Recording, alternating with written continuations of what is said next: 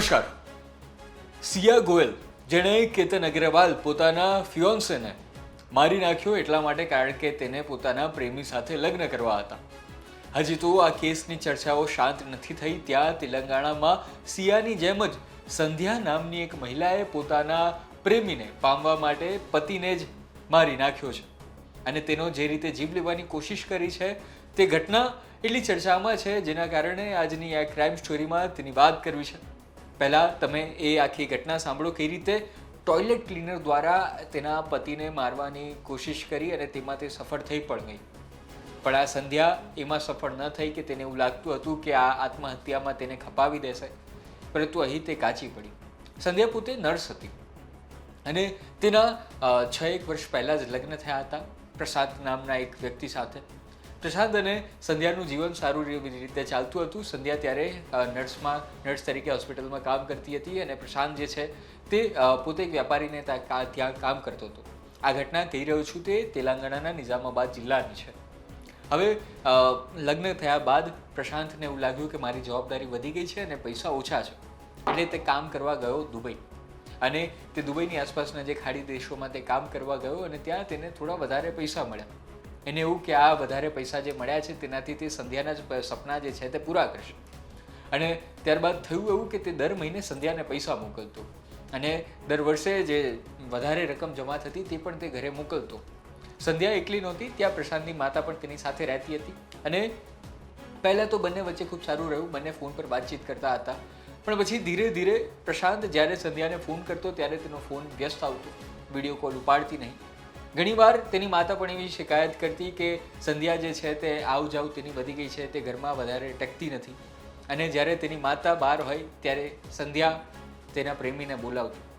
તેનું પ્રેમી જેનું નામ છે નીલ. અને આ બંને વચ્ચેનો સંબંધ જે છે તે ખૂબ વધારે પાંગરી ગયો હતો, જેની સુગંધ, જેની વાસ, જેની આશંકા જે છે તે આ દૂર બેઠેલા પ્રશાંતને થઈ ગઈ. ત્યારબાદ પ્રશાંત 30 જૂને, આજે મિત્રો થઈ છે 7 જુલાઈ, 30 જૂને જે છે તે અહીં ભારત આવે છે. ભારત આવતાની સાથે તેમને પહેલાંથી જ ખબર હતી કે અહીં કંઈક રંધાઈ તો રહ્યું છે, પરંતુ તેની માટે જ તે અહીં આવે છે, વાતચીત કરે છે. બંને વચ્ચે ખૂબ લડાઈ થાય છે અને ત્યારબાદ થાય છે એવું કે એક રાત આવે છે અને ત્યારે આ પ્રશાંત જે છે તે ખૂબ વધારે દારૂ પી છે.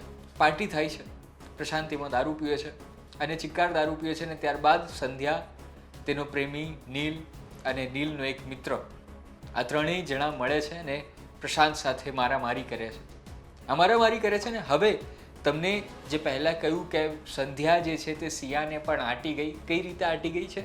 તેણે જે રીતે હત્યાના પ્રયાસ કર્યા તે ખૂબ વધારે મહત્ત્વના છે. પહેલાં સિયાએ શું કર્યું? સિયાએ પહેલાં એક વખત 4 જૂનને લઈ ગઈ અને તેને ધક્કો માર્યો. મર્યો નહીં તો એવું કહ્યું કે સાપ હતો એટલે મેં તેને ધક્કો માર્યો. અને ત્યારબાદ ફરી એકવાર તેણે જીદ કરી અને 14 જૂને લઈ ગઈ અને ત્યારે ફરી એકવાર ધક્કો માર્યો અને અહીં તે સફળ થઈ ગઈ. સંધ્યાએ પણ આવું જ કર્યું. પહેલાં ચિક્કાર દારૂ પીવડાવ્યો, મારામારી કરી, ત્યારે જ તેને મારવાની કોશિશ કરી, અહીં મર્યો નહીં તો પ્રશાંતને પછી છત પર લઈ ગયા. છત પરથી તેને ધક્કો મારીને ફેંકી દે છે. અને હવે લાગ્યું સંધ્યાને કે આ જે છે તેણે ખૂબ વધારે નશો કરી લીધો છે ને અહીં આપણે છટકી જશું એવું કહીને કે તે નશાની હાલતમાં અહીંથી કૂદી ગયો છે. પણ પ્રશાંત ગંભીર રીતે ઘાયલ થયો, પરંતુ તે મર્યો નહીં. અને અહીં સંધ્યા અને નીલની અને તેના મિત્રની જે આખી સાજેદારી હતી, જે પ્લાનિંગ હતું તે ફેલ ગયું. અને અહીં સુધી તેનો મિત્ર સાથે હતો તે પછી જતો રહે છે અને આ ત્રણેય લોકો જે છે તે મળીને આને હોસ્પિટલ લઈ આવે છે. પ્રશાંતને હોસ્પિટલ લઈ આવે છે. ત્યાં તેને બાટલા ચડાવવામાં આવે છે. આઈવી ડ્રીપ જે હોય છે તેને હાથમાં લગાડવા હોય, સીધું નસોમાં જાય છે. ત્યાં તેને એ આઈવી ડ્રીપ આપવામાં આવે છે. અને અહીં સંધ્યા જે જાણી ગઈ હતી કે હવે તેને જેલની પાછળ જવાનો સમય આવી ગયો છે, પરંતુ તેના માથે મોત સવાર હતું કે તેને ફક્ત અને ફક્ત પ્રશાંતનો જીવ લેવો હતો. તેને નીલ દેખાતો હતો તેની આંખ સામે, પણ તેને કાયદો નહોતો દેખાતો. પછી તેણે કર્યું એવું કે એ ડ્રીપ, આઈવી ડ્રીપ હતી, તેની અંદર એનેસ્થેસિયા નાખ્યું. સાથે સાથે જે ટોયલેટ ક્લીનર હોય, ખૂબ વધારે ગંભીર, તેમાં રસાયણો હોય છે, કેમિકલ્સ હોય છે, તે ટોયલેટ ક્લીનર્સ એમાં નાખ્યું. તેના કારણે ગંભીર રિએક્શન આવ્યા અને પ્રશાંતનું ત્યાં ને ત્યાં મૃત્યુ થયું. પરંતુ અહીં મા પોતાના સંતાનને ભૂલતી નથી. એવી રીતે પ્રશાંતની જે મા હતી તેણે એસપીને શિકાયત કરી, કહ્યું કે મારો દીકરો જે છે તે આમ મરે નહીં, તમે તપાસ કરાવો. પોલીસને પણ શંકા તો હતી જ. તેણે સંધ્યાને જે છે તેની સાથે ઇન્ટ્રોગેશન કર્યું, તેની સાથે વાતચીત કરી અને તે સમયમાં જ પોસ્ટમોર્ટમ રિપોર્ટ આવી ગયો.